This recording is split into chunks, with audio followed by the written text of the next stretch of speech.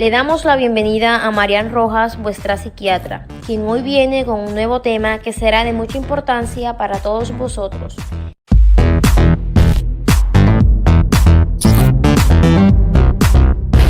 Siempre me gustaba la psiquiatría, pero yo quería hacer lo que hacía mi madre. Me parecía súper entretenido, que no tenía ni idea de lo que hacía. Ella en ese momento trabajaba en la bolsa de Barcelona. Y esa famosa anécdota es que un día en la bolsa, muy pequeña, me llevó y entonces le dijo a uno de los que estaba por ahí, le dijo: explícale a mi hija lo que hacemos en la bolsa. Y entonces yo, que no callo, como se puede observar, pues cuando volvió, yo le estaba diciendo al señor: estás triste, algo te pasa. Tu mujer no te quiere. Y mi madre, que yo debía ser un mico de 6-7 años, me dijo, que ahora lo pienso, que tengo un hijo de 7 años que es muy parecido. Otro día le dejé haciéndose unas pruebas porque está jugando al fútbol en su colegio y tiene un partido y le tenían que hacer pruebas del corazón como si fueran un jugador de primera división, o sea, todo tipo de pruebas.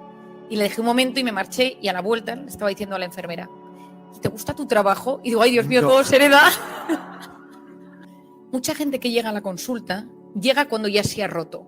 Es decir, esto lo vi me di cuenta hace mucho tiempo. Cuando empecé a ver pacientes, yo decía: qué pena que a esta persona hace 2 años nadie le dijera: estás a punto, que te vas si sigues así te rompes. Claro. Es decir, a mí me parecía clave que existe prevención prevención en el cáncer de mama, prevención en el cáncer de próstata, prevención en el cáncer, ya no te digo, en el cáncer de pulmón, todo tipo de cosas, y no había prevención en salud mental. Bueno, y de hecho sigue sin haberla demasiado, ¿eh? O sea, es como que al final del final, de repente hay voces que dicen: oye, por cierto, pero no hay prevención. Y entonces, cuando yo vi que eso llegaba, cuando empecé a darme cuenta que la gente solo acude al psiquiatra cuando ya está muy mal, cuando ya tienes la depresión, cuando ya tu vida no tiene sentido, cuando estás en las drogas, cuando te trae un familiar porque no puedes con tu vida, yo decía: si pudiéramos meter la prevención en diferentes ámbitos de la sociedad, conseguiríamos que mucha menos gente se rompa. Y entonces pensé, a nivel educativo, hay que enseñar a los profesores inteligencia emocional,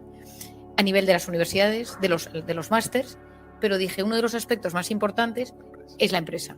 Que si conseguimos que las empresas inviertan un poquito de dinero en lo que ahora llaman well-being o todo esto que es mental health o cualquiera de estas cosas, podemos avanzar mucho. Y entonces nos ocurrió esta idea, a mis hermanas y a mí, con un socio que es muy amigo nuestro, en el cual nosotros lo que les proponemos a las empresas, y tú te das cuenta cómo respira la empresa, ¿no? Es, tú llegas y dices, porque todo esto viene, Andrés, porque a veces me pasaba que una empresa me invitaba a dar una conferencia, imagínate, ¿no? 400 empleados, 500 empleados. Yo daba una conferencia y al terminar, yo en ese momento no tenía libro, la gente, yo decía, bueno, y dejaba mi correo. Si alguno tiene alguna duda, mi correo. Y entonces recibía decenas de correos y la gente me preguntaba, en mi caso particular me pasa esto, a mí me sucede esto. Entonces dije, por un lado tengo que escribir un libro para que la gente le ayude. Pero por otro lado, ¿por qué no proponemos a las empresas pequeños talleres? Y una cosa que para mí era clave: tú escuchas mi conferencia, tú acudes a 2 o 3 talleres que te personalizamos, y de eso tú me dices, vale, de todo lo que me has contado, Marian, o Isabel, mi hermana, que lo hace conmigo, a mí lo que me pasa es que soy muy obsesivo y muy rígido en mi trabajo, y eso es lo que me repercute. ¿Cómo trabajo esto? A mí lo que me pasa es que me cuesta ser empático con los que están debajo de mí porque me parece señal de vulnerabilidad. ¿Cómo se hace eso? A mí lo que me pasa es que soy una persona poco sociable. A mí lo que me pasa es que me pongo muy nervioso cuando tengo que hablar en público porque tengo un trauma porque esto. Es decir, dijimos, si a estas personas les ofrecemos la posibilidad, no porque estés mal, sino porque te hago una pequeña prevención, o porque alguien dice, sé que no estoy mal, pero si sigo así me puedo romper con este ritmo de vida que llevo. Entonces empezamos a hacerlo. ¿Cuál es mi idea? Conseguir que en todos los estratos de la sociedad, a nivel profesional, personal, educativo, social, cultural, cada vez haya más formación emocional, porque cuando tú sabes gestionar tus emociones, tienes mejor salud física y mejor salud psicológica. Lideras mejor tu equipo, llevas mejor una clase, ayudas a que el aprendizaje de los alumnos sea mejor, ayudas a que la gente en la universidad se tome mucho más en serio lo que aprende, ayudas a que la gente que de repente acude a un máster salga de ese máster no solo fortalecido a nivel de conocimientos financieros, sino también para desarrollarse en la vida. Considero que es clave que la gente que accede a puestos de responsabilidad haya tenido un cierto conocimiento emocional. Porque un directivo que no es líder, que para mí un líder es una persona que tiene un mensaje, sabe comunicarlo, es optimista al respecto, es coherente con su vida y sabe gestionar emocionalmente a las personas. O sea, no es fácil, por eso líderes tampoco hay tantos, pero me parece que el líder del siglo XXI necesita tener esos conocimientos. Un líder, como me pasó otro día en consulta con un paciente que dirige una empresa y que en un momento dado me dijo, Marian, es que yo no creo en la inteligencia emocional, me parece cosa de débiles. Entonces le dije, bueno, yo respeto tal, pero no estoy de acuerdo. Me pareció una barbaridad, pero le dije tal. Me dijo, de hecho me parece que algunos os queréis hacer ricos a costa de una estupidez, ¿no? Entonces, me pareció duro, y yo que soy una persona súper cordial y que es muy difícil enfadarte conmigo, le dije, necesito que salgas un momento de mi despacho, porque me acabas de agredir. Le dije, entonces, me dijo, es que yo no lo entiendo. A mí me parece que en esta vida, cuanto más duro eres con alguien, mejor responde. Y ante la dureza, la rigidez y la exigencia por encima de todo, si tú tienes demasiada empatía, bueno, claro, es que te estás yendo a un extremo, pero yo estoy hablando de ver que de frente de ti hay una persona, y eso es empatía. Y la empatía es la capacidad de ponerte en el lugar del otro. Es decir, yo busco ponerme en tu lugar. Yo, Marian Rojas, tengo un defecto y es que soy hipersensible. Tuve un problema, yo conté hace poco en una conferencia una anécdota que me sucedió hace unos meses, para que la gente sepa que soy sensible, es que yo tengo que trabajar que las cosas, porque me emociono con mis pacientes.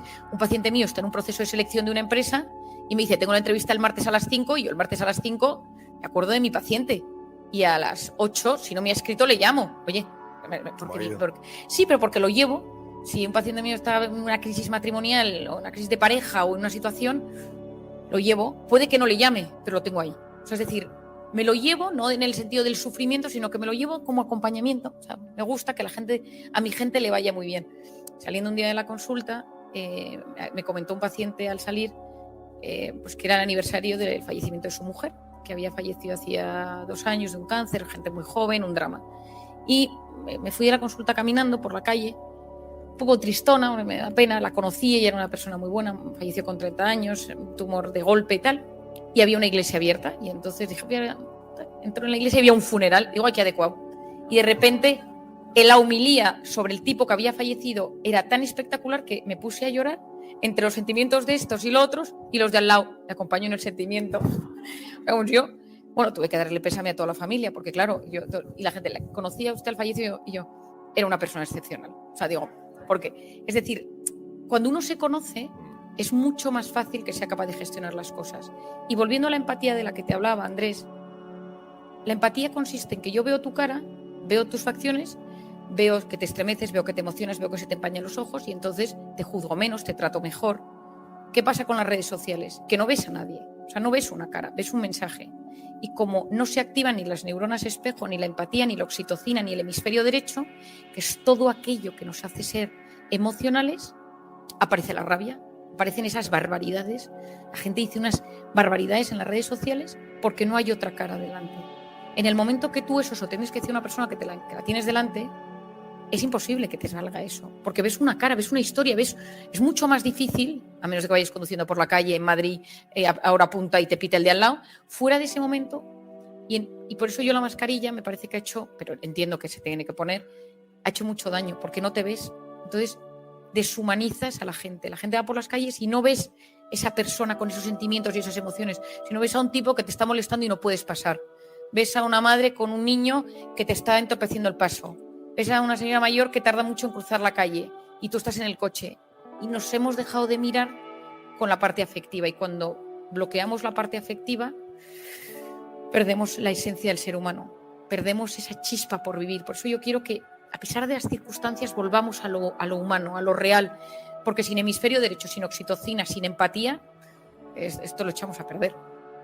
Se trata de saber que hay personas que nos intoxican de cortisol. Eso es la persona tóxica. La que te intoxica es mucho mejor. Me intoxicas de cortisol. Hay gente que la vemos en el trabajo y nos intoxica de cortisol. Hay gente que pensamos en ella y nos intoxica de cortisol. Todos tenemos a alguien, ¿no? Es decir, te piensas en esa persona y de repente te llama, ves el WhatsApp y te ha subido el cortisol, te ha subido, y entonces lo sabes.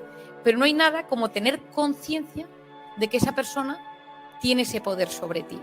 Entonces, yo siempre le digo a la gente, no sé si os acordáis de lo que eran los telómeros, que hablaba de ello en cómo hacer que te pasen cosas buenas. Los telómeros son los capuchones de los cromosomas, y Elizabeth Blackburn descubre, y le dan el premio Nobel de Medicina, cuando una persona se va haciendo mayor, eso es como el reloj, se va haciendo cada vez más pequeño y más pequeño y más pequeño y más pequeño, y tú puedes medir los telómeros y decir, esta persona tiene 43 años, pero a nivel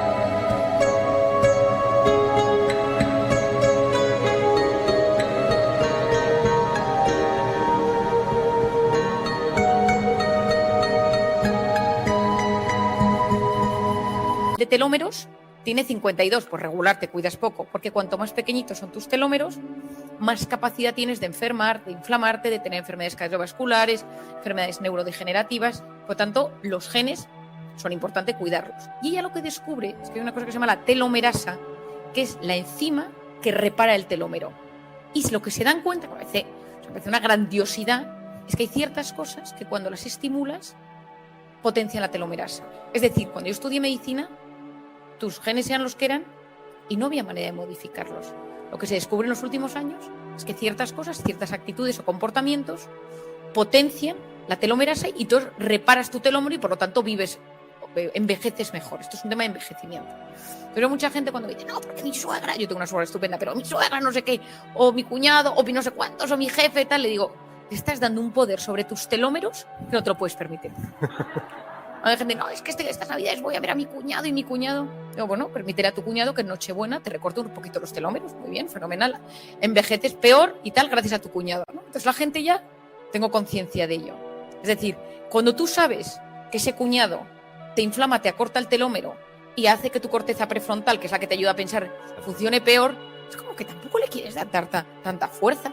Es decir, oye, esta persona tiene un poder dañino, no solo psicológico, sino físico. Es que me bajas el sistema inmune. Entonces, claro, es que son palabras mayores. Entonces ya es como que dices, bueno, pues ¿sabes lo que voy a hacer?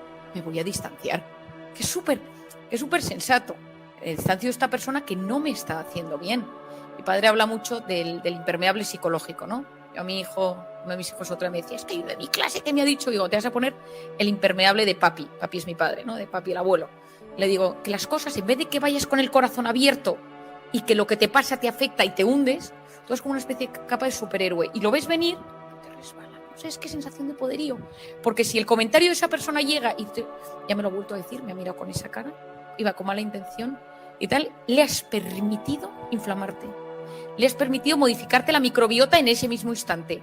Le has permitido recortarte el telómero. No, chico, no te doy tanto poder. Es decir, entonces relativizas mucho las cosas. Primero identificar quién es esa persona que me recorta el telómero. Vamos a pensarlo. Es mi jefe, es alguien de mi equipo, es alguien tal, es alguien de mi familia, es una persona... Y todos tenemos a alguien. Yo siempre cuento el caso de una paciente, pienso en ella y que venía siempre y me decía, Marian, qué mala cara tienes, ¿no? Los niños no te dejan dormir. Se te notan los años, vas cumpliendo años, lo mona que eras tú. Y entonces a nadie le gusta que le digan eso, ¿sabes? Nos cuidamos un poco, intentamos estar monas y tal. Y entonces siempre que la veo, le digo, sí, es que los niños llevan 3 días ingresados en el hospital, tal, cosa que es mentira, es que no, o sea, no era verdad, pero claro, ante una persona que te dice que tienes muy mala cara, dice, entonces está hablando contigo y te dice, ay, qué pena me estás dando con las ojerillas hoy así, tan oscuras y tal. Dice, luego si vas a una conferencia, maquillate, o cógete una maquilladora profesional, Mariana, y tal. Entonces, tal, ¿no? Entonces, cuando viene, a veces digo, no la quiero ver, es que no quiero que venga hoy. Si tengo un día malo, digo que no.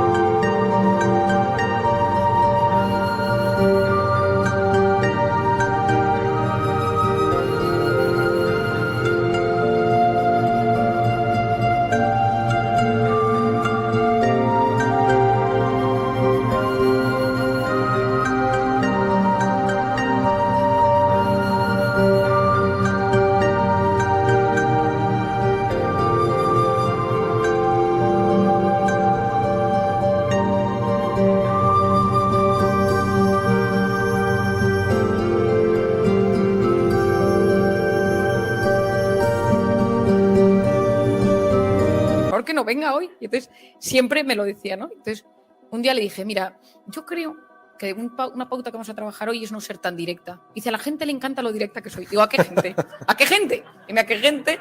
Porque yo quiero saber qué le encanta y tal. Todo el mundo y tal. Digo, mira, no. Digo, a mí, por ejemplo, alguna vez que me has dicho que tengo mala cara, digo, pues yo lo hago por ti. Digo, ¿en qué punto lo haces por mí? ¿En qué punto de todos lo haces por mí, no? Entonces, un día vino a mi consulta, la atendí tarde, había habido una persona que había venido muy malita, venía con sus familiares y la atendí tarde y me dijo, Marian, yo me veo en la obligación de ponerte una demanda por hacerme esperar 20 minutos. 20 minutos no es tanto en mi consulta. Y entonces le digo, mira, a partir de hoy, o me dices siempre cosas positivas, o te doy una lista de 25 psiquiatras de entorno de la mía, pero si yo te lo digo, pero si no sabes lo que yo te quiero. Bueno, es una forma de querer que yo no la siento así. Entonces yo no me siento bien, porque yo me daba cuenta que cuando ella venía me afectaba. Hay que identificar las personas que nos hacen mal.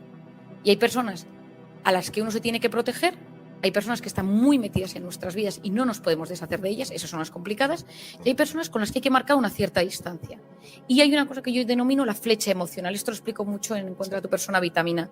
La flecha emocional, que yo trabajo mucho con mis pacientes, es que si en 0 estás en paz interior y en 10 estás en tensión máxima, intoxicado de cortisol, mal, inflamado, todo te duele, ya no has dormido, cuando estás a partir de 7 sobre 10, no vayas a ver a esa persona. Es que hoy me toca ir a ver a mi suegro y no me llevo nada bien con él. Si estás en 8 sobre 10 y en el trabajo te han bajado el sueldo, tu jefe te ha echado la bronca, tu hijo ha suspendido, no es el día. No vengo de vacaciones, estoy feliz, todo me ha ido fenómeno. Hoy es el día de ir a ver a tu suegro. Porque a veces forzamos en los momentos de tensión, porque tenemos un poco este tema del aguantoformo, ¿no? De yo lo aguanto todo y no pasa nada y tal, y de repente explotamos de la peor de las maneras. Entonces, esas personas que nos intoxican de cortisol están en nuestras vidas. Hacía una pregunta al principio cuando saqué el libro que me echó pensar. Me dijeron, ¿hay gente que puede ser tóxica para algunas personas y vitamina para otros? Un periodista me lo preguntó y pensé, pensé yo misma, ¿no? Seguro que soy vitamina para la gente que me quiere, pero habrá alguno que diga, oye, pues esta que es una intensa o lo que sea, ¿no? Pero tenemos que intentar ser conscientes de las personas que nos alteran, ser conscientes si somos de los que alteramos a algún otro. Decir, oye, yo sé que a esta persona yo le pongo nervioso. Esto a veces nos damos cuenta. La persona está bien y de repente llego yo y se tensa. Y a veces somos los que tenemos que generar una cierta distancia por precaución, porque cuando desmenuzamos, me lo habréis leído alguno y entonces tú lo habrás oído, comprender es aliviar. Claro. Cuando uno comprende las situaciones se siente aliviado. Si no, uno dice, ¿yo por qué? Cuando voy a comer a casa de mis suegros, de los suegros de mis padres, de mis cuñados, de mis hijos, de mis yernos, llego a casa y la comida me ha sentado mal. Es que no es solo lo que comes, sino con quién lo comes. Y si lo comes con gente a la que quieres, la oxitocina ayuda a que el tracto intestinal funcione mejor. Si tú comes con gente que te está generando toxicidad, el cortisol hace que esa comida te sienta de horror. Pues hay que elegir no solo dónde comemos, sino con quién comemos. Si te gustó el video, dale me gusta, comenta y comparte con todos tus amigos.